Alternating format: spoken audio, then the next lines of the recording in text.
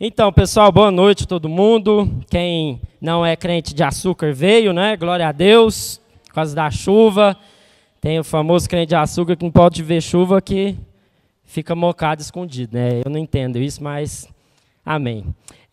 Irmãos, esse mês nós estamos falando sobre um Deus que trabalha, né? Nós estamos falando a respeito do trabalho e é um tema assim que a gente está antecipando o 1º de maio, né, que é o dia do trabalho. Então, nós estamos falando nesse mês de abril todo, vamos falar a respeito do trabalho. Por quê? Porque a gente precisa ter uma percepção correta, né, daquilo que é o trabalho. Porque a gente tem o entendimento errado que o trabalho, né, ele foi fruto de uma maldição, de que o homem pecou, que o homem caiu, aí então Deus amaldiçoou o homem com trabalho. Falou, você pecou, então agora você vai ter que trabalhar o resto da vida. Agora você vai agarrar aí, vai sofrer, porque o negócio que você fez não foi certo, então, como castigo, você vai ter que trabalhar. E por conta desse pensamento errado que a gente tem uma crise de identidade com o trabalho. A gente tem uma crise com aquilo que nós devemos fazer.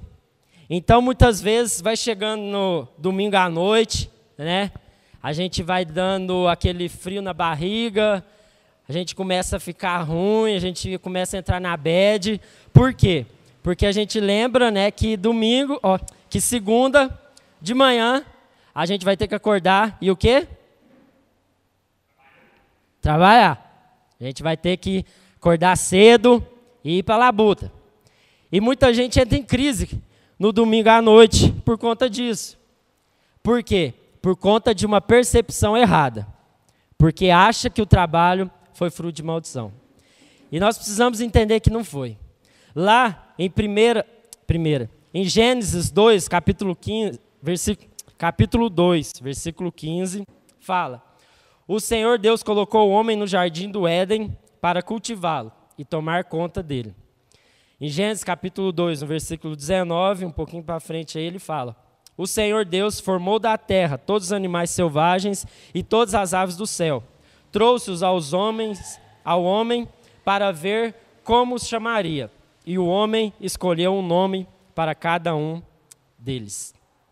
Então, meu irmão, aqui a gente vê que Deus criou o homem com um propósito. Quem acha que o ser humano, que o homem foi criado para ficar numa rede, debaixo de um coqueiro, em frente à praia, mano, não foi esse o propósito. Porque muitas vezes a gente acha, não, a gente estava lá no jardim, estava de boa, curtindo a praia, uma aguinha de coco, vendo Instagram, Facebook, ia ser assim o resto da vida. Não foi para isso. Não foi para isso que Deus nos criou. Aqui, antes da queda, Deus já tinha designado um propósito para o homem. Então, antes da queda, o homem já tinha duas funções, duas profissões, vamos falar assim. A primeira era jardineiro e a segunda era biólogo. Porque ele teria que cuidar e cultivar do jardim que ele estava inserido. E ainda Deus falou para ele que ele deveria dar nome a todos os animais que haviam sido criados. Então, você pensa, o tanto de bicho que Deus tinha feito, tanto de espécie que tinha, e o homem teria que dar nome, teria que fazer um mapeamento de tudo aquilo que Deus tinha criado. Era trabalho demais, era muito serviço.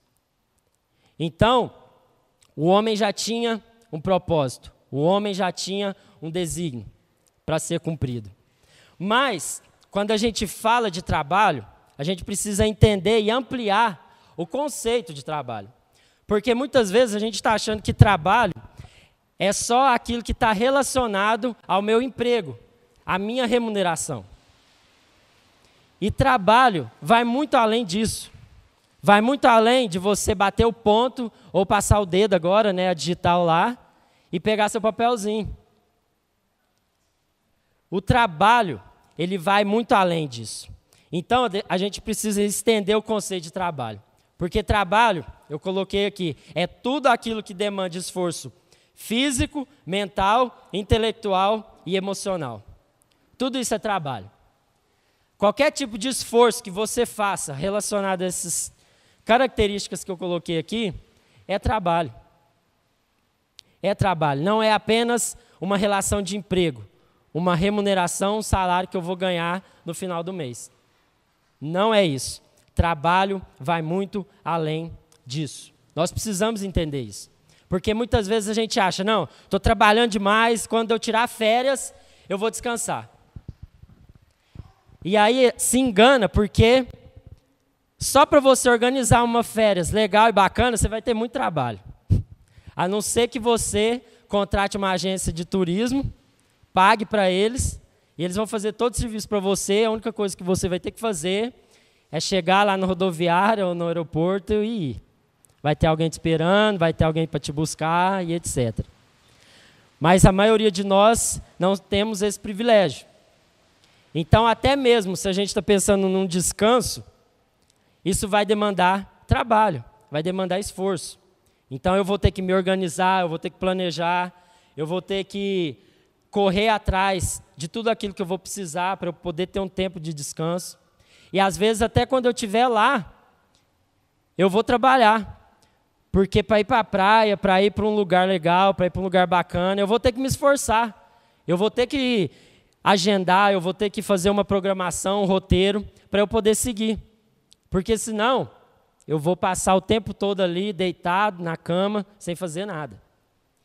E a gente não vai acabar curtindo. Então, nós precisamos primeiro entender esse aspecto do trabalho.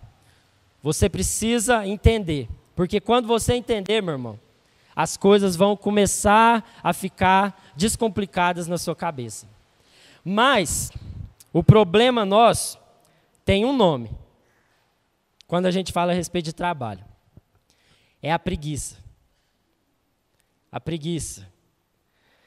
Gente do céu, a gente quer tudo de mão beijada. Nós queremos tudo da maneira fácil e mais rápida possível. A gente quer o máximo de recompensa com o mínimo de sacrifício. Nós queremos o máximo de coisas que nós podemos ganhar com o mínimo de esforço, de sacrifício. Então, meu irmão, a nossa geração é uma geração preguiçosa. A gente vive amarrado na tal da preguiça. E nós precisamos entender que preguiça é pecado. Preguiça não é só um sentimento que eu tenho, que eu posso administrar e que está tudo bem. Não, preguiça, meu irmão, é pecado. Não está certo. E aí, lá em Provérbios, no capítulo 6, no versículo 6 a 11, tem um versículo muito conhecido de todos nós, eu creio. Abre aí, Provérbios, capítulo 6, versículo 11.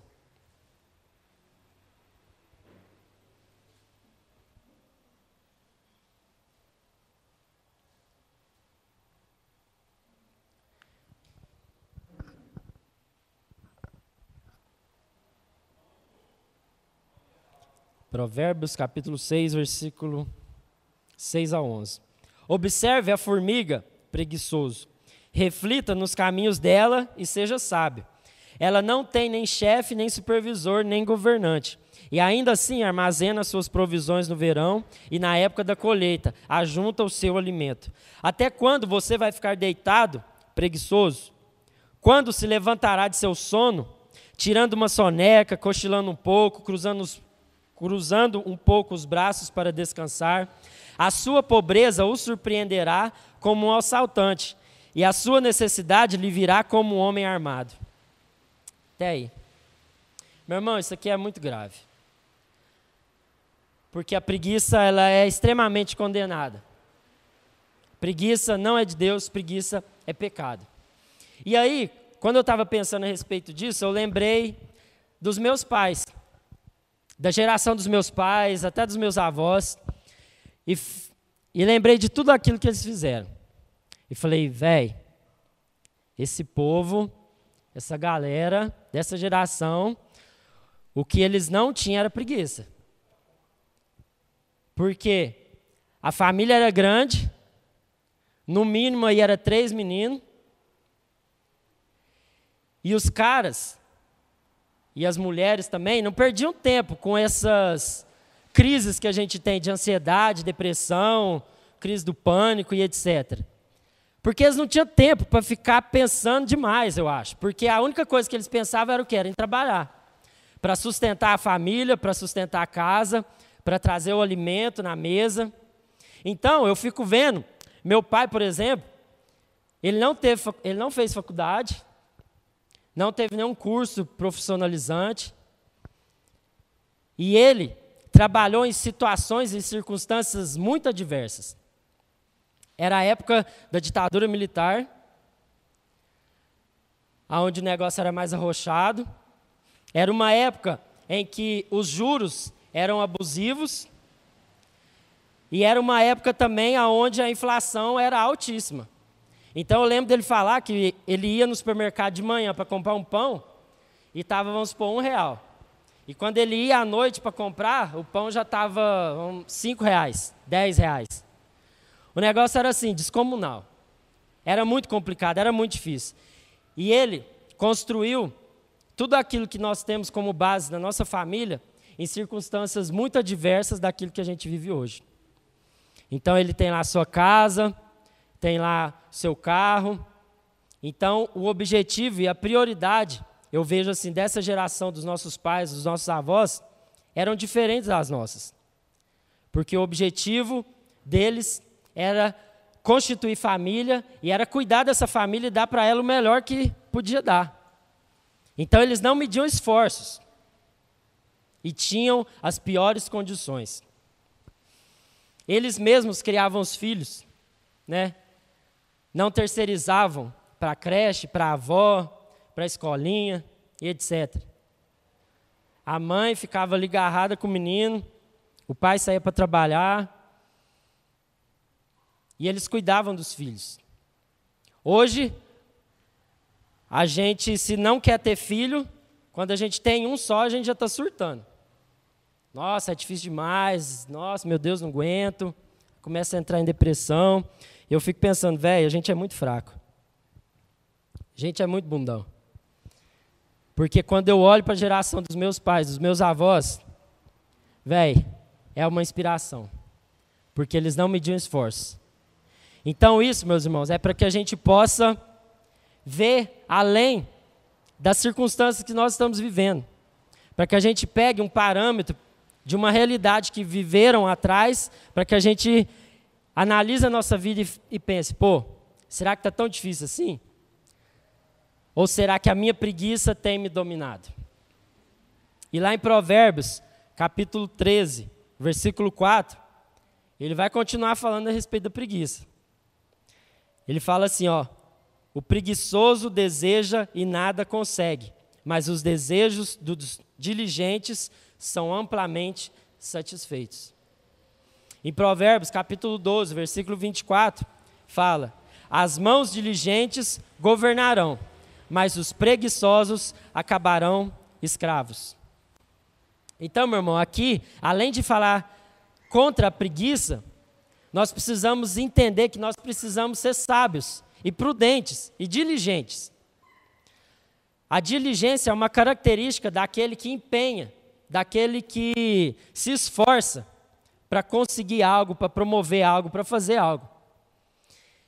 E hoje eu vejo muitas vezes que a gente é uma geração sem perspectiva, sem meta, sem foco. Então a gente fica no meio da bolha, vendo a vida de todo mundo pelo Instagram, insatisfeito com a nossa, desejando a vida do outro. Isso vai gerando mais ansiedade, mais decepção, porque a gente não tem uma meta, a gente não tem um objetivo. Então, além da nossa preguiça, a gente falta entender que nós precisamos ter um objetivo, um propósito de vida. Porque meu pai tinha um propósito de vida, meus avós tinham um propósito de vida. E às vezes a gente fica falando da geração anterior, mas o que a nossa está construindo? O que nós temos construído para que a gente possa deixar de legado para as futuras gerações? Então a gente precisa entender isso. Porque aqueles que têm um plano, que têm uma meta, e eles trabalham em cima disso, eles vão ser bem-sucedidos.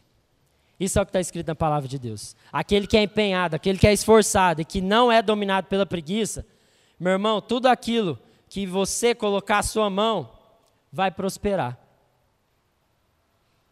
Às vezes não a prosperidade que você está esperando, de ganhar rios de dinheiro, de ter uma conta bancária cheia, mas você vai ter senso de propósito, de sentido na vida. E você não vai ficar mais preocupado e ansioso e entrando em crise de depressão por conta de não estar achando significado na sua vida. Não estar achando um propósito, um destino. E nós precisamos entender que Deus trabalha. Deus trabalha o tempo todo. Deus está trabalhando. No ato da criação Ele estava trabalhando. Ele estava declarando a palavra. Ele estava declarando ao mundo sem forma e vazia. E criando todas as coisas. E como o Fernando falou aqui antes, então Ele descansou, porque Ele cumpriu um propósito. Ele fez o que devia ser feito. E Ele está trabalhando o tempo todo. Ele resolveu nos usar como parte da revelação do propósito dEle. Então, Deus, Ele está trabalhando de duas formas. Agora Ele está trabalhando em nós e através de nós. E quando Deus está trabalhando em nós, Ele está trabalhando em nós num processo de santificação, onde o objetivo é gerar glória para Ele. Então a glória que Deus está produzindo em nós é para que seja voltada para Ele. Então Deus continua trabalhando. Apesar do seu poder, apesar da sua glória, apesar de controlar todas as coisas, Ele continua trabalhando em nós, porque Ele nos usou para revelar a sua palavra, revelar a sua vontade através de nós. Então, quando Deus trabalha em nós, Ele está trabalhando num processo de santificação. Então, meu irmão, a partir do momento em que você creu em Cristo Jesus e permitiu que o Espírito Santo habitasse em você e que agora começasse a trabalhar em você, gerando a consciência de pecado, gerando a consciência que você precisa de Deus, meu irmão, a partir de agora é uma caminhada até a morte. Porque até lá Deus vai estar trabalhando em nós, nesse processo de santificação. E Deus vai trabalhar através de nós, nos usando como instrumentos, para que a glória dEle seja revelada aqui na terra. Mas para Deus trabalhar através de nós, primeiro Ele precisa trabalhar em nós. Porque senão nós seremos como escravos que não sabem o que estão fazendo, mas Deus deseja trabalhadores e filhos que entendam o propósito para o qual Deus nos chamou. E dentro desses dois conceitos, eu gostaria de entrar um pouquinho mais aqui na questão de Deus trabalhando em nós. Porque quando Deus trabalha em nós, meu irmão, não deve haver espaço para preguiça. Porque o próprio Espírito Santo agora habita em nós. E quando o Espírito Santo habita em nós, a própria natureza de Deus vai habitar em nós. Então a natureza de Deus não é uma natureza preguiçosa, não é uma natureza que não quer trabalhar, mas é uma natureza que transforma o nosso coração, transforma a nossa mente. Então a partir do momento que Deus está trabalhando em nós, não deve haver espaço para preguiça mais. Os preguiçosos são aqueles que não têm a natureza de Deus, porque Deus é um Deus que trabalha. E os seus filhos também são trabalhadores. E quando a gente entende isso, quando a gente passa a comungar dessa natureza divina, meu irmão, aí eu vou ter toda a condição e inspiração de Deus para que eu possa trabalhar com a motivação certa. Para que eu possa desempenhar tudo aquilo que Deus me chamou para fazer de uma maneira correta. Então, eu vou ter condições para ganhar o meu sustento, para repartir com meus irmãos e para ter uma vida digna nessa terra. Porque quando eu deixo de ter essa preguiça me dominando, eu vou trabalhar, meu irmão. e eu vou colher os frutos desse trabalho. Então eu vou ter tudo isso, vou ter o meu sustento, vou repartir com meus irmãos, vou ter uma vida digna nessa terra. Essas são algumas recompensas desse trabalho nosso aqui na terra. E aí eu queria que você abrisse lá em 2 Tessalonicenses, capítulo 3, versículo 6 ao 12.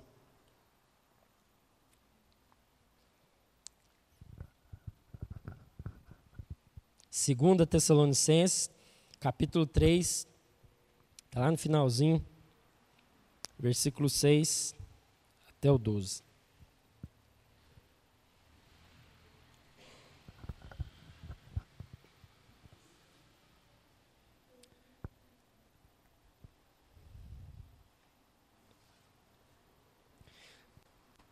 Segunda Tessalonicenses 3, versículos 6 ao 12. Aqui Paulo vai exortar os irmãos. Vai dar uma lambada neles. E é bem claro aquilo que ele fala. Irmãos, em nome do nosso Senhor Jesus Cristo, nós lhe ordenamos que se afastem de todo irmão que vive ociosamente e não conforme a tradição que receberam de nós. Pois vocês mesmos sabem como devem seguir o nosso exemplo, porque não vivemos ociosamente quando estivemos entre vocês, nem comemos coisa alguma à custa de ninguém. Pelo contrário, trabalhamos arduamente e com fadiga, dia e noite, para não sermos pesados a nenhum de vocês. Não porque tivéssemos tal direito, mas para que nos tornássemos um modelo para ser seguido por vocês. Quando ainda estávamos com vocês, nós lhe ordenamos isto: se alguém não quiser trabalhar, também não coma. Pois ouvimos que alguns de vocês estão ociosos, não trabalham, mas andam se intrometendo na vida alheia. A tais pessoas ordenamos e exortamos no nome do Senhor Jesus Cristo que trabalhem tranquilamente e comam o seu pão. Meu irmão, Paulo aqui ele não está aliviando, não. Ele está vindo e tocando na ferida. Ele está falando, ó, tem uns irmãos aí que é vagabundo, literalmente. Que eles não gostam de fazer nada. E além do mais, eles ficam falando da vida alheia. Fica parecendo aquelas mulheres que ficam na porta de casa falando da vida da outra. Ou o homem também, porque tem muito homem que é fofoqueiro. Então, quando a gente não tem um propósito, quando a gente não está trabalhando, e lembra do conceito que eu falei no começo, a gente dá margem para tudo aquilo que vai nos afastar da vontade e do propósito de Deus. Então eu vou ter tempo para falar da vida do outro, eu vou ter tempo para ficar fofocando do outro, eu vou ter tempo para ficar pensando um monte de besteira. E Paulo aqui ele fala, olha, aquele que não trabalhar, que não coma. Então, meus irmãos, a gente precisa entender que o fruto do nosso trabalho aqui nessa terra, nós podemos sim usufruir de tudo aquilo que eles nos proporcionar. Então não é pecado a gente comprar casa, apartamento, carro, moto, etc. Mas nós precisamos entender que tudo isso tem que ter um propósito. Porque se for um fim em si mesmo, quando a gente tiver aquilo, a gente vai desejar algo mais e mais e mais, e aí a nossa alma nunca vai se fartar. Então nós precisamos entender o propósito. Em Colossenses 3, versículo 23, fala, tudo que fizerem, façam de todo o coração, como que para o Senhor e não para homens. Então todo o nosso trabalho tem que ter a motivação de entender que nós estamos trabalhando para Deus, que nós estamos fazendo tudo para Deus. Quando a gente entender isso, meu irmão, muita coisa vai mudar na nossa vida, porque a gente não vai ter crise com o nosso gerente, com o nosso chefe, a gente não vai ter crise com esse tipo de coisa. Por quê? Porque nós vamos entender que nós estamos ali para servir a Deus. Então nós vamos empenhar o nosso máximo em fazer o nosso melhor para servir a Deus, para que a glória venha a ser dele, para Ele. Porque para Ele são todas as coisas. Mas enquanto você estiver trabalhando, pensando apenas na recompensa, meu irmão, você vai estar susceptível ao desânimo, você vai estar propenso à decepção. Porque às vezes a recompensa ela não vai vir da forma que você estava esperando.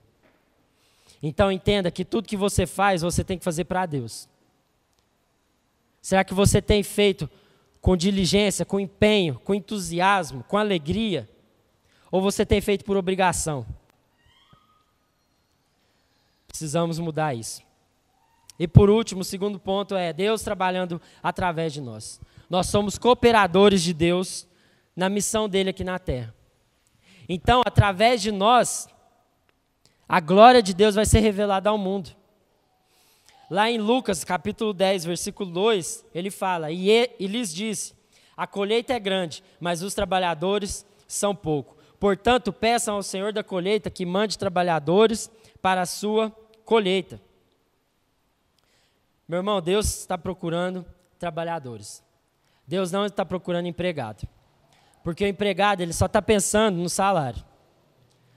O empregado, ele está só pensando no benefício que ele vai receber depois que ele executar um serviço.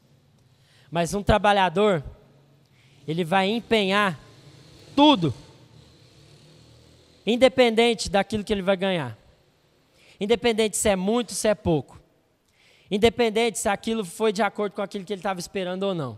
Porque ele entende que ele foi chamado para uma obra ainda maior. Porque quando você fizer tudo o que você tem que fazer, com todo empenho, com toda dedicação, com toda a alegria, meu irmão, a glória de Deus vai ser revelada através da sua vida. Então, quando as pessoas forem falar de você nas empresas, nos serviços que forem contratados, eles vão falar, não, você pode contratar de olho fechado aquele cara, porque eu sei que ele é um filho de Deus e que tudo que ele faz bem feito. Que tudo que ele faz de uma maneira diferente, que eu nunca tive um funcionário assim. Por quê? Porque você entendeu que a natureza de Deus trabalhador habita em você e que o seu chefe não é o seu gerente, mas o seu patrão é Deus. É Ele que você tem que servir. E isso vai mudar tudo. E algumas recompensas a gente vai ter já aqui nessa vida. Quando a gente deixa Deus trabalhar através de nós, na sua missão. Quando a gente evangeliza, quando a gente ensina, quando a gente ajuda uma pessoa num processo de conversão. Algumas dessas recompensas a gente já vai ver aqui. Então é muito massa quando a gente vê alguma pessoa aceitando a Cristo como Senhor. É muito legal quando a gente vê uma pessoa evoluindo na vida, entendendo o seu propósito, entendendo a sua missão. Uma pessoa que estava perdida, às vezes nas drogas, na prostituição. Quando a gente é instrumento de Deus, para que essa pessoa encontre o seu propósito, é muito bom quando a gente vê esse tipo de recompensa. Às vezes um familiar se convertendo, um filho se convertendo. Isso são coisas que a gente ainda vai ver aqui nessa terra.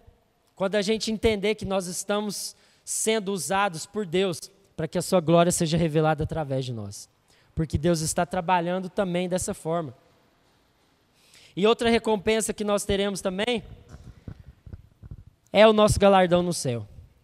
É aquilo que está preparado para aqueles que forem fiéis, para aqueles que entenderem o seu chamado, para aqueles que forem encontrados fiéis no trabalho que Deus deu para cada um. Então nós desfrutaremos da presença gloriosa de Deus. Se você está pensando que no reino de Deus tem aposentadoria, tem não? E ainda mais que vai piorar, né, pelo visto. A gente vai aposentar com não sei quantos anos aí. Mas, quando a gente entende que nós somos trabalhadores, meu irmão, a gente deixa de viver uma vida medíocre, pensando apenas em quando a gente vai aposentar e não vai precisar fazer mais nada. E a gente vai passar a entender que não existe aposentadoria no reino de Deus. Que a todo tempo nós iremos estar trabalhando. Que a todo tempo Deus vai estar trabalhando em nós e através de nós. Então, se o seu casamento está bem sucedido, você vai trabalhar para que outros relacionamentos possam encontrar um propósito. Se você encontrou um propósito de vida, agora então você vai trabalhar, você vai ser um instrumento de Deus para que outras pessoas encontrem um propósito. Porque não é para acabar em nós, mas é para que continue. E isso tudo vai demandar esforço. Físico, emocional, espiritual, todo tipo de esforço. E isso é trabalho. E toda a recompensa que Deus tem preparado e reservado para nós, está reservado nas regiões celestes. E a maior recompensa que nós poderíamos ter recebido da parte de Deus, já nos foi dado sem que a gente precisasse fazer nada, que foi a salvação, que foi a vida eterna. Então, meu irmão, tudo aquilo que vier além disso é lucro. E tudo aquilo que nós precisarmos fazer para que outras pessoas encontrem aquilo que nós encontramos, isso vai demandar trabalho, isso vai demandar esforço. E toda a nossa recompensa vai estar reservada nos céus. E lá em 1 Coríntios, capítulo 15, versículo 58, abre aí. 1 Coríntios, capítulo 15, versículo 58.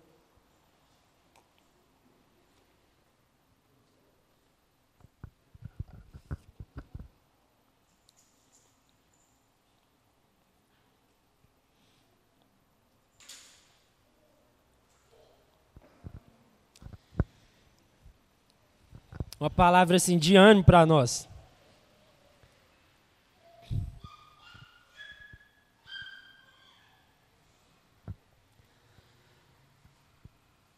Primeira Coríntios, capítulo 15, versículo 58. Porque às vezes, meu irmão, você pode estar cansado de tanto trabalhar. Às vezes você pode estar aí com preguiça de querer almejar grandes coisas em Deus e você está travado. Porque a preguiça está te dominando. Porque a preguiça te consome, você não tem forças para fazer mais nada, você não deseja mais nada, você não almeja mais nada. E nós precisamos curar isso. Nós precisamos deixar com que o Espírito Santo de Deus toque no nosso coração.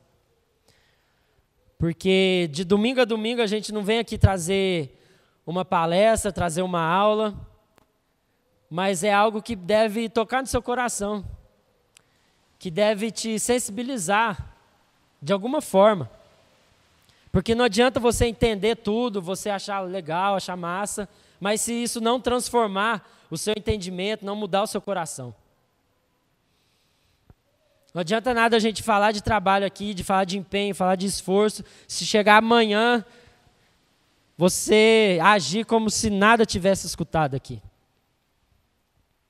Então nós precisamos ser curados. E lá em 1 Coríntios, capítulo 15, versículo 58, ele fala: portanto, meus amados irmãos, sejam fortes e firmes, trabalhem sempre para o Senhor com entusiasmo, pois vocês sabem que nada do que fazem para o Senhor é inútil. Glória a Deus. Então, meu irmão, continue trabalhando.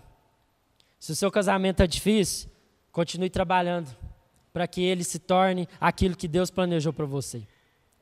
Se na sua empresa, onde você trabalha, está difícil aguentar lá os seus amigos, seus colegas, seu gerente, meu irmão, continue sendo luz no meio das trevas, porque nada do que você fizer visando o reino de Deus vai ser inútil.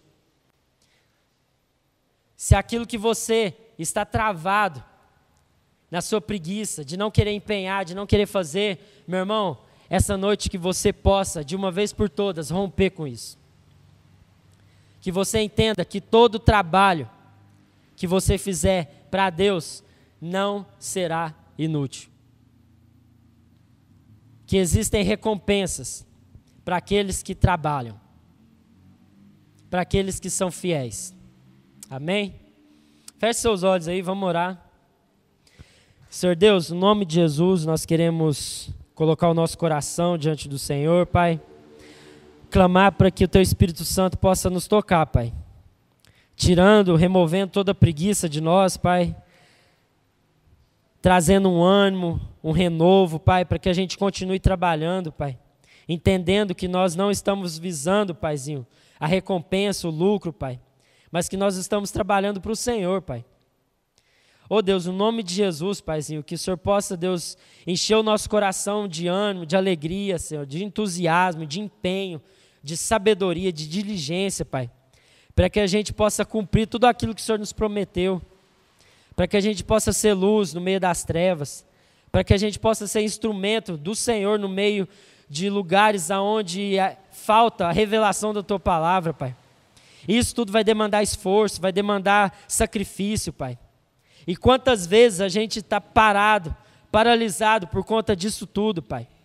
Quantas vezes nós estamos, Paizinho, deixando de usufruir grandes coisas que o Senhor tem para nós, Pai, por conta da nossa preguiça.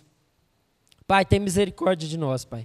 Que o Senhor nos dê o mesmo Espírito que habitou em Cristo Jesus, Pai. Que trabalhou o tempo todo.